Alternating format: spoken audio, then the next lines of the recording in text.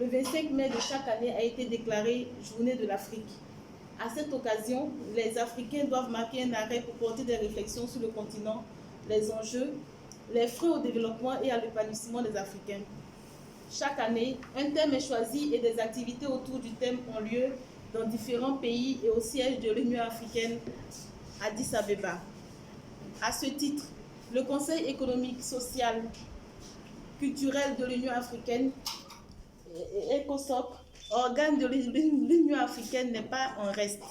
ECOSOC, du fait de la restriction de la mobilité relative à la pandémie liée au Covid-19, a prévu dans son plan d'action que tous ses membres organisent des activités simultanément dans tous les États membres de l'Union africaine sous les auspices du thème de l'Union africaine pour cette année 2020 qui est « Faire taire les armes, créer les conditions propices au développement de l'Afrique ».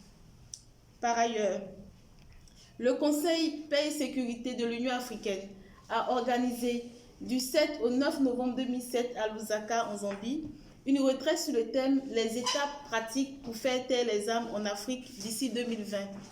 Ces étapes, au nombre de 20 défis et fléaux, se répartissent en grands points. Les aspects politiques, les aspects économiques, les aspects sociaux, les aspects environnementaux et les aspects juridiques. En ce qui concerne la Côte d'Ivoire, nous nous intéresserons aux points 4, 5 et 6 de la feuille de route de Lusaka. Le quatrième défi est relatif au renforcement de la démocratie, du respect de la dignité humaine, des droits de l'homme et de la bonne gouvernance. À ce propos, la feuille de route de Lusaka encourage le respect du constitutionnalisme, y compris le recours au référendum en ce qui concerne l'évolution de l'architecture constitutionnelle. Cependant, l'adoption d'une nouvelle constitution devrait faire l'objet d'une élection ou d'un référendum, ce qui n'a pas été le cas en Côte d'Ivoire, puisque cette adoption s'est faite par le vote au Parlement, c'est-à-dire par l'Assemblée nationale et le Sénat. Le point 5, quant à lui, est relatif au non-respect des instruments de l'Union africaine sur la paix, la sécurité, la démocratie, les élections et la gouvernance. À ce niveau, nous constatons la composition non consensuelle de la Commission électorale indépendante, organe chargé d'organiser les élections. En effet, la non-participation des partis d'opposition est de nature à mettre en mal cette institution face aux recommandations de l'Union africaine.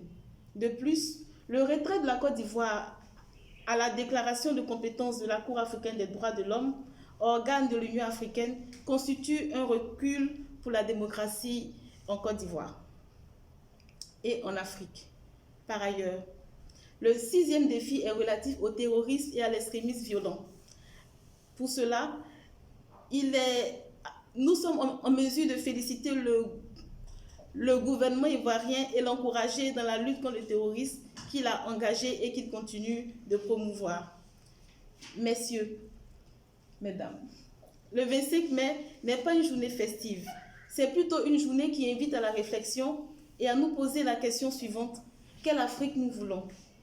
En effet, l'agenda 2063 de l'Union africaine nous donne une orientation pour atteindre l'Afrique que nous voulons, pour faire cesser les inégalités et pour renforcer la démocratie de tous nos pays.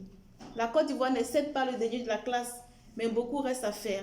Il est temps que chacun à son niveau s'interroge et se pose les bonnes questions pour l'avenir de notre pays, pour l'avenir de notre continent, pour que l'Afrique compte parmi les plus grands de ce monde.